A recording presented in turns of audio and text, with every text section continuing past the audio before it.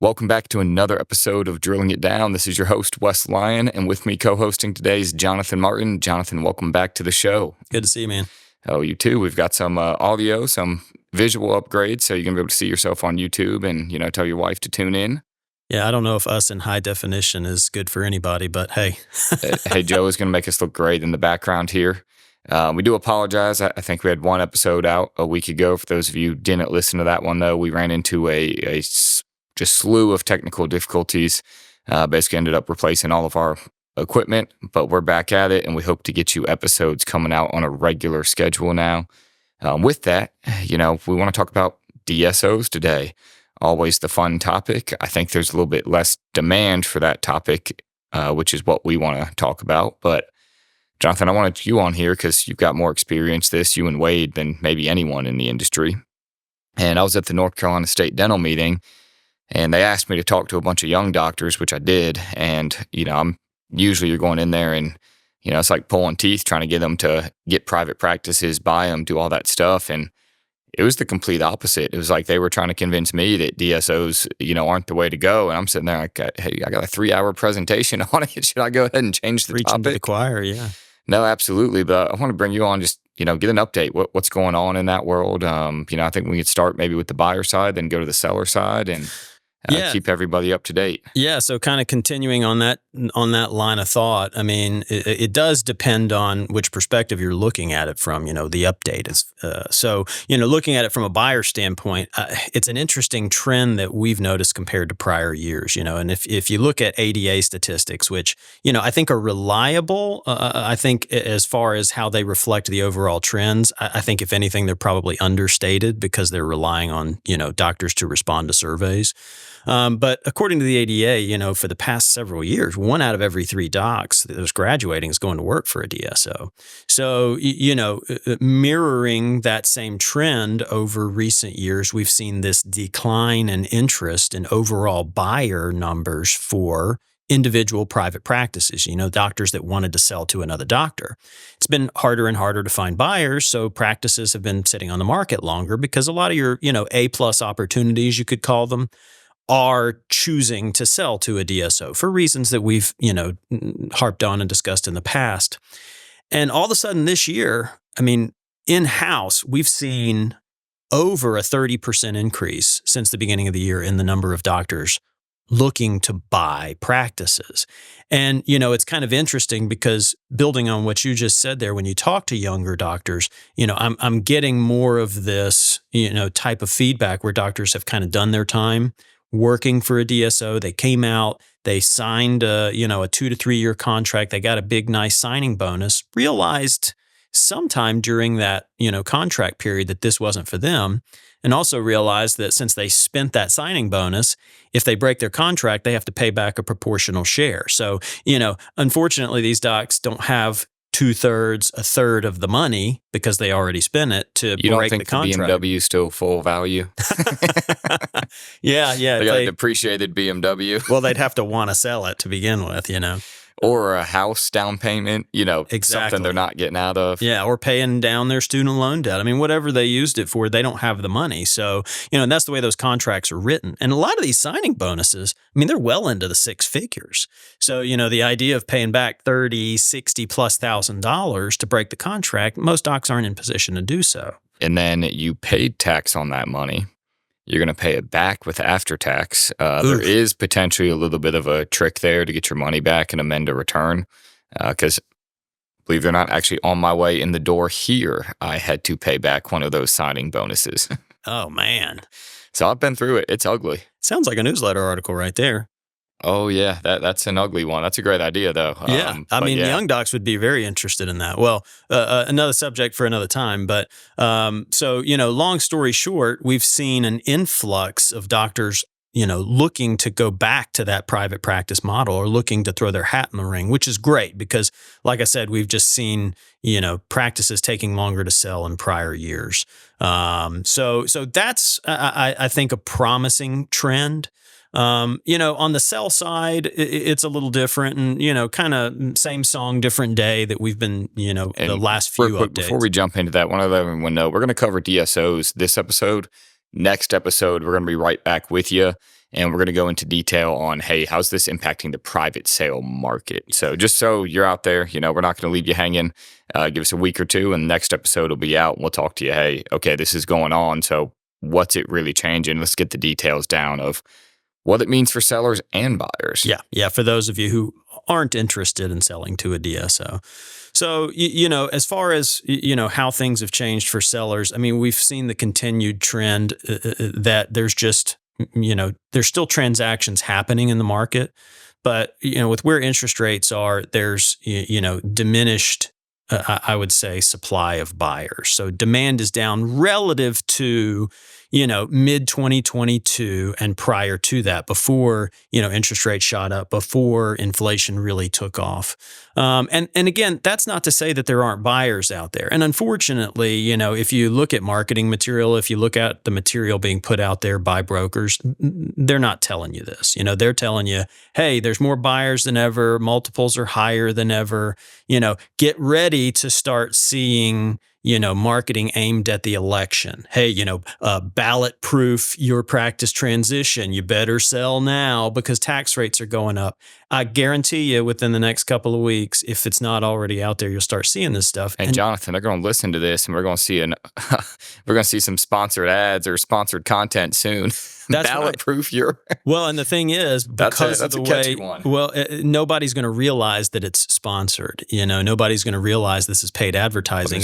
I saw that the other day, and I just laughed because I'm wrapping up an article we wrote, which we're going to cover on the next episode, about what's going on in the buyer's market. And as I'm sitting there and I'm going to a couple websites, finding some data, there's this, article that's really a front page ad on make sure you sell to a DSO now. It's 50%. Oh, yeah. Taking over. You're going to have no one to sell to. And I'm sitting there going, huh? Yeah. I'm sitting there with data, whoa, that's actually the opposite. There's tons of people to sell to. Yeah, it's like clockwork. We get to the between Q3 and Q4 of every single year, and you can go back any year, and you'll see the marketing start to, get going on whatever the message is going to be for that year. So every election year, it's, hey, ballot proof your transition, sell now, don't wait till next year. It's, hey, tax rates are going to go up next year. You better sell now, don't wait till next year. It's, the economy is going to tank next year. You better say. It's always something. So this year it's going to be, the election.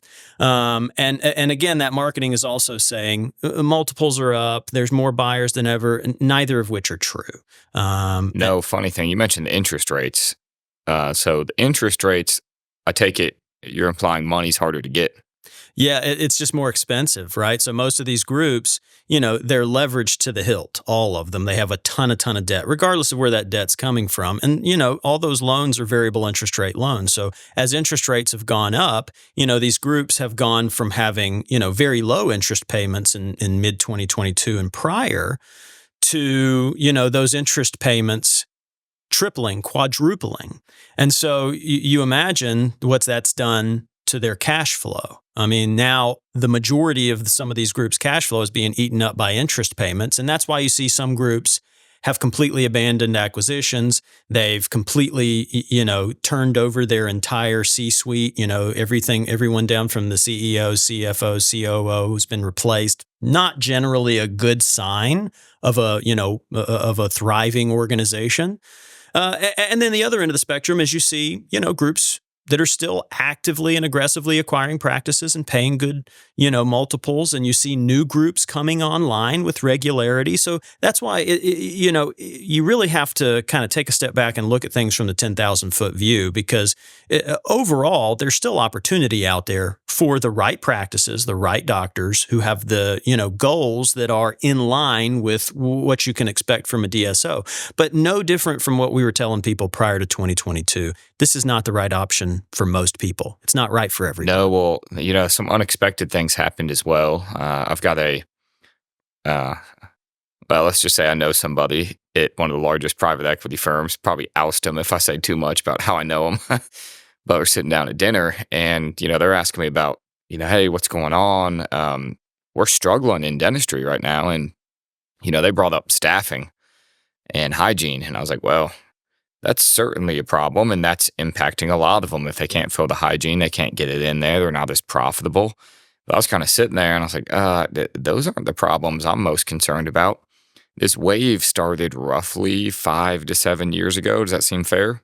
Yeah, I mean, the transactions have been happening for, I'd say, about 15 years. But yes, it really ramped up like 2017, 2018. So yeah, right. Yeah, going into 2020, and most of these doctors are on like a 5-year work back. Yeah.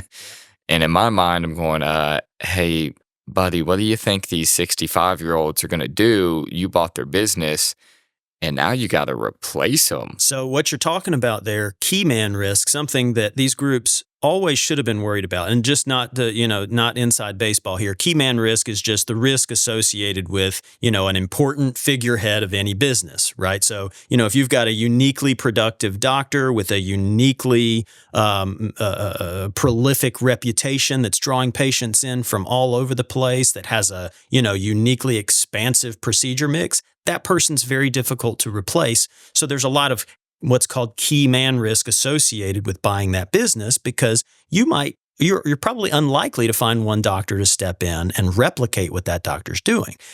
It's funny, prior to mid-2022, no groups were worried about key man risk.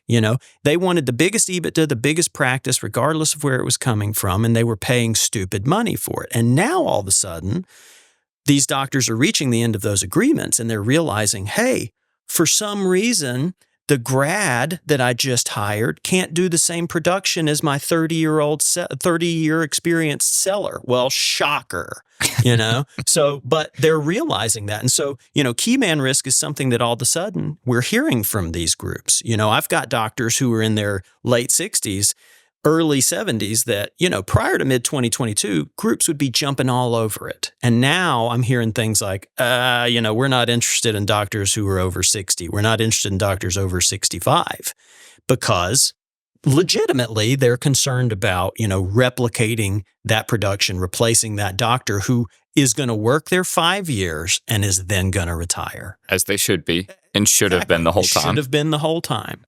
So that's where, again, but you're not hearing those stories. Again, you're hearing highest multiples ever, more buyers than ever. And the reality is, again, there's still great opportunities out there for good practices. Ideally, they're looking for younger doctors with multiple locations, multiple docs. All that's ideal.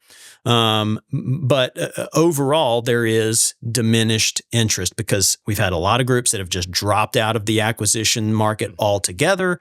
Other groups, it's a big question mark as to whether or not they'll ever get back into it. And I think some of it's driven by the group. A lot of it's the private equity firms. The money's harder to get, so we're going to have less buyers. But also the private equity firms are no longer as enthused with it. They all got into it, then they ran into issues, and it's a big headache. And I mean, you're working at a private equity firm and you're looking at allocating $500 million to a DSO, and you go to your boss and your boss is like, hey, you mean that same business that we're not doing well in? Well, I mean, the whole idea with private equity is, they're going to put this money in and they're going to be able to get it back out with the return that they're looking for in 3, 5, 7 years. And, we've got a lot of groups who, they've been in for the 3, 5, 7 years. They're looking to recap. They're looking for a liquidity event, for an equity event.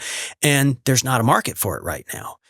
All of this, the multiples that doctors were getting, and, the idea that, it's a generational wealth opportunity for doctors is based on the idea that these practices, once they're rolled up, are going to sell for 14, 15, 16, 17x once they recap.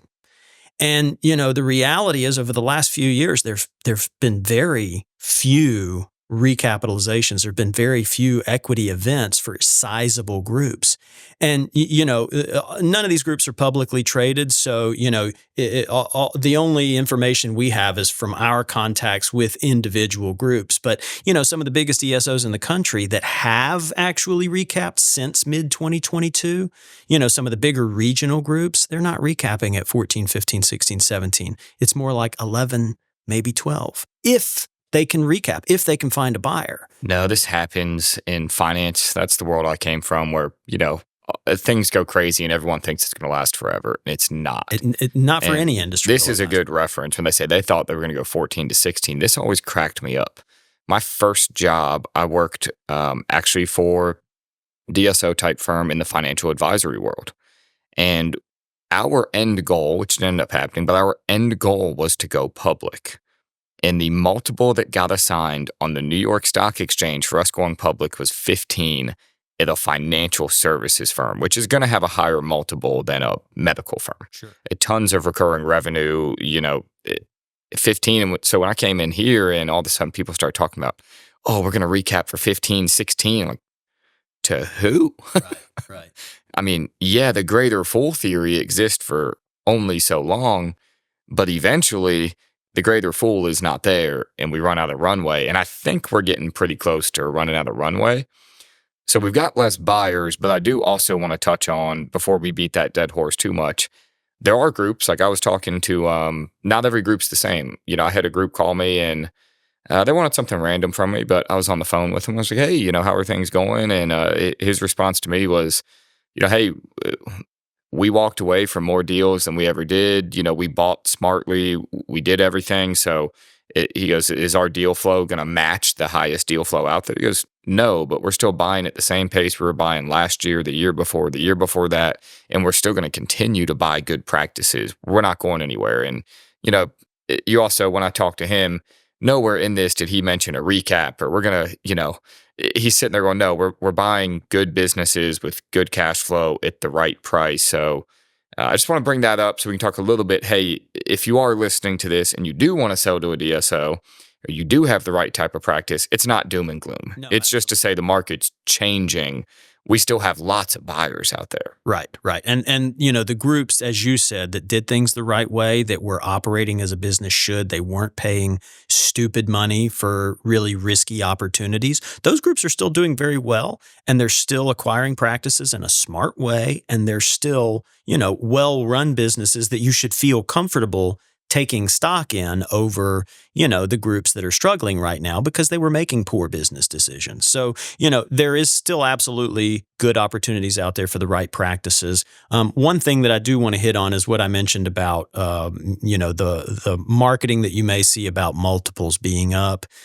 That's a big one for me because, while multiples are not down dramatically, the reason that you have folks out there, pushing the idea that multiples are up is because really there's been a change in the way that offers are being presented.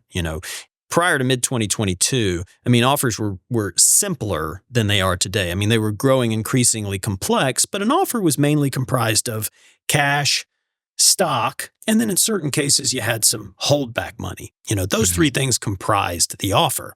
And, at that time, it was pretty much a foregone conclusion. You could get the bulk of the deal in cash, which is always our recommendation, because it's the only guaranteed money. So, it was a foregone conclusion. You could get 80+% of the deal in cash. Now, you fast forward to today, deals look different. You're not getting, in most cases, 80% cash at close. Are there still opportunities where you can get 80% cash? Sure. But today, they're the exception to the rule, whereas prior to mid-2022, that was the rule. Most groups are coming to the table these days with maybe 50, 60% cash at close. Now, obviously, there's, negotiating room and you try to drive that up as high as you can, and maybe you can get it, significantly higher, but maybe you can't. But the deals today are comprised of cash, stock, holdback money, but also what they've started doing is conflating what they call earn-out money with the offer. So, used to, you had an offer of cash, stock, holdback money, and then there was this earn-out money that's bonus money based on growth, whether that's growth in income, growth in EBITDA. In some way, it's money that maybe you get it, maybe you don't, but it's not tied to what you're actually selling. It's tied to the practice growing beyond where it is at the time you sell. Okay. These days, you look at offers. Maybe real quick pause here. Yeah. So I came from a different world, but these earnouts were very, very common in other worlds. I think it's important, why is there an earnout? If you're selling to them, there's an earnout because they want to encourage you to continue to grow the business. Exactly. And in order to continue to grow the business, they want to make sure that the incentives are in line. So, hey, it's not I think you're going to get to what it's not a part of, but I think it's important to note why it's there. It's there because, hey, they want this business doing 1.5. They wanted to do 2 million. Yeah. I mean, the first company I worked for, there was an earn-out associated with my walking in the door, and I got some bonus money because I helped the founders of my office get their earn-out up. They came back and said, hey, here's some money. I just got a big check off of what you did for me. And they make it attractive. I mean, these earn-out payments are typically pretty significant. I mean, for every $1 of EBITDA growth, they'll give you $4 or $5. I mean, it's real. That's money. all to say.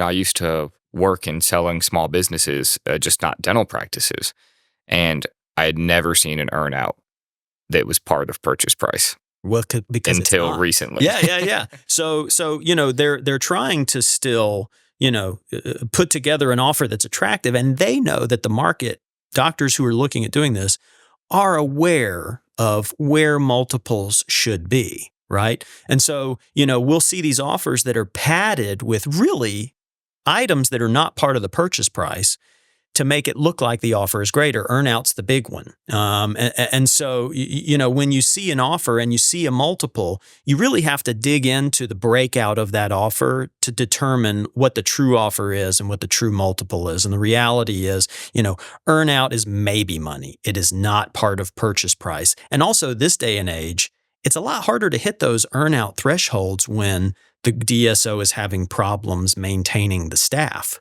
If you're relying upon, if you're selling to a DSO, right? Not everybody's a good candidate, which we've gone over a ton.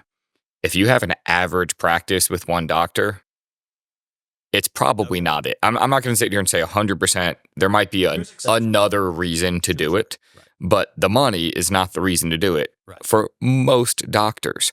So for the doctors that this is a really good idea for, generally speaking, that practice is already operating at 110, 120% of what you would expect.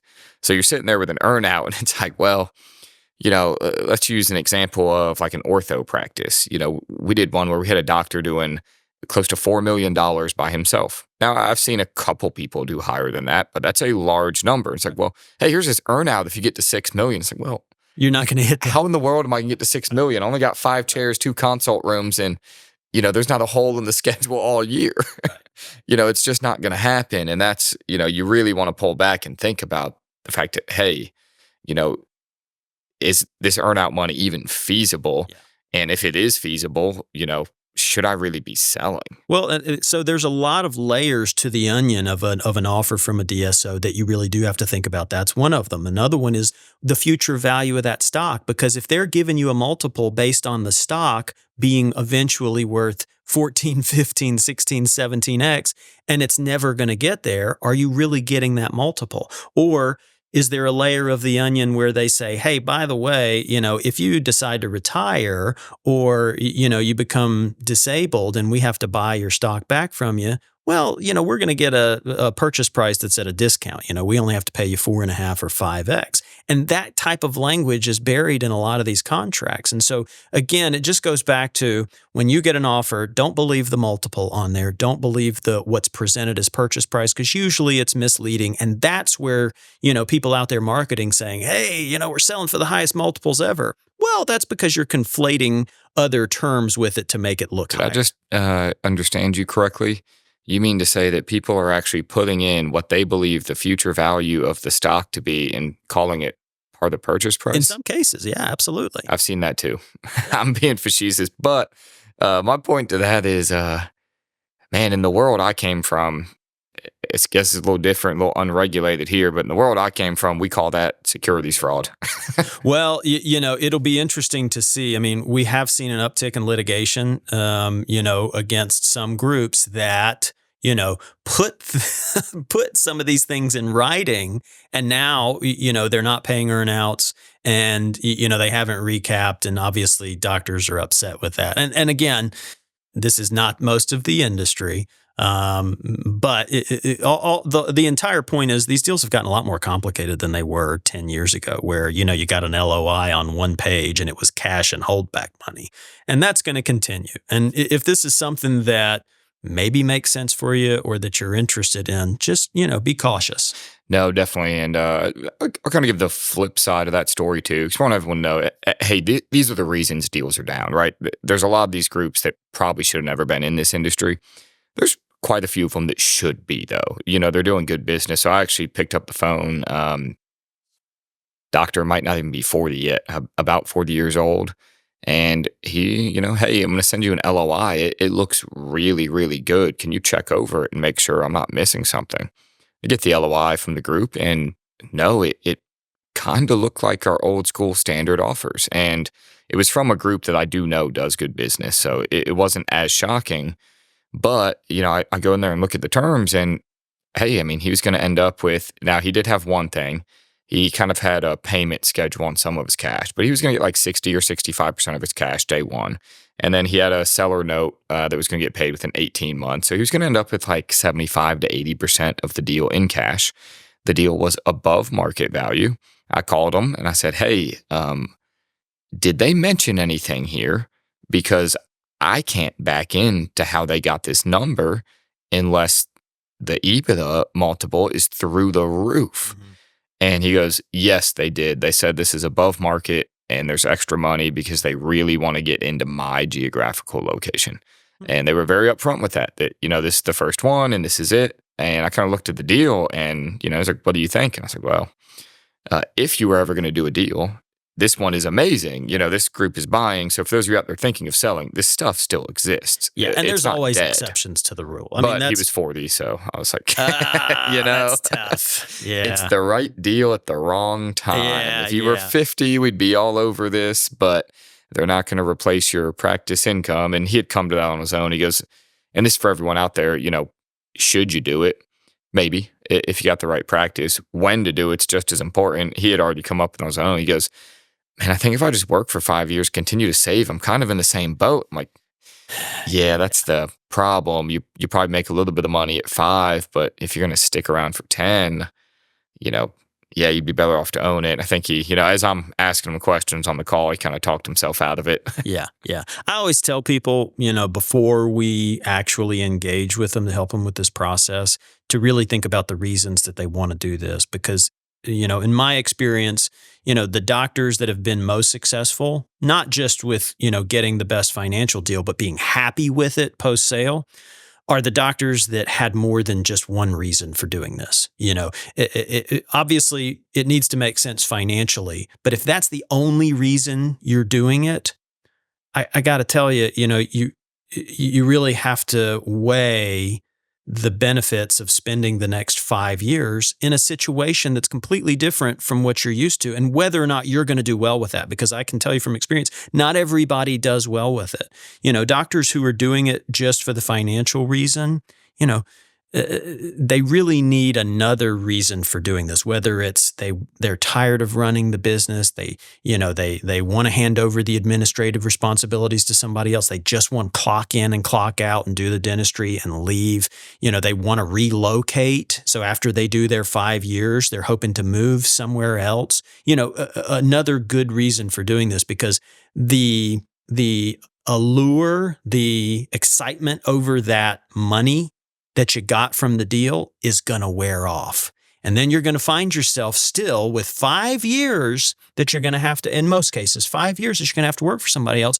That check that you put in the bank isn't going to make you happy for very long after the deal. Just closed one, and I was with the doctor, and he literally looked at me and goes, Wes, I thought it'd feel a whole lot better to have all that money in my account. Yeah. You go out and you celebrate, and then, the more time passes, the less exciting it is. And then you've got the rest of your life in front of you. So again, not to dissuade anybody from wanting to do this. I think it is one of many transition options for folks, and it's a great one for some people, but no different than, a partnership's not for everybody. Selling to another doctor's not for everybody. Working as an associate's not for everybody. This isn't for everybody. Yeah, I think kind of wrap up here. I'll give one last funny story and give everyone a takeaway. As far as, will this make you happy, or should you just for financial reasons? There's this guy at the AAO, and I don't even know his name. I know exactly what he looks like. I could pick him out in a crowd of 1,000 people. We talk every year at the booth.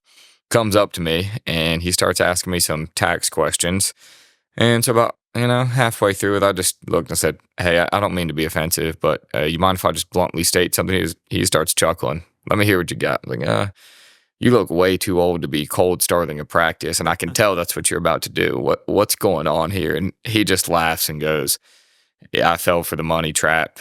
I'm unhappy beyond belief. My non-compete's going to come up, and I did it for the money, and that wasn't what was making me happy. I just love to run my practice my way and be there." And again, this isn't a knock on the DSO. He had nothing bad to say about the one he sold to. He just very bluntly said that this was a mistake. It wasn't for me. I mean, he had absolutely nothing bad to say about the money he got, any of that. He just said, yeah, it was just, I kind of fell for it. But hey, this is a viable transition option still. And it's a transition option. You should consider all of them. If you're not considering all of them, or at least, you might not consider one for more than 10 seconds, but at least confirm that. Right. I mean, I can't tell you how many people have come into me and, hey, I need transition option Y. And I look at them, I'm going, let's talk this through. I think there's an easier one out there for you that's going to get you the same or more money and, save you a whole lot on taxes. So you should consider all of them. You should work with somebody who can help you with all of them. And I think now is timely for us trying to get ahead of it, just to educate everybody. Be weary. The ads are coming. The DSO wave, to some extent, has been crashing. That's true. But this isn't your last time to cash in. Yeah. If you've got a great practice that's ripe for a DSO sale, then, the timing will be there. You'll be able to get the money. But selling it now because you're scared you won't be able to sell it in 5 years, you'll make all that profit. You'll have the same amount of money. It won't matter. Just don't take a knee-jerk reaction to anything we see in the media here coming up soon. Yeah. When I say you should have a second good reason for selling to a DSO, FOMO is not one of them. I think that one's going away. I was talking to the older doctors too, and I think the stories are just getting out there. It's funny, Jonathan, I got this from you. Everyone always hears the best story and the worst story. And at first it was the best stories, and now all of a sudden there's a whole lot of worst stories going out there. People that didn't get their earnouts, people haven't been paid, people are having to litigate them, and now people are kind of clinging to the other side of it. And as always, the truth is somewhere in the middle with a little bit of logic. So, don't be dissuaded if you want to do it, but just don't be persuaded to do it either. Let's have some good reasons for it. Otherwise, we got a lot of exciting things happening in the private sale marketplace. So we will be back with you next week to talk about that one. Thanks, everyone, for tuning in. And Jonathan, thanks for being here. Absolutely. Good to see you.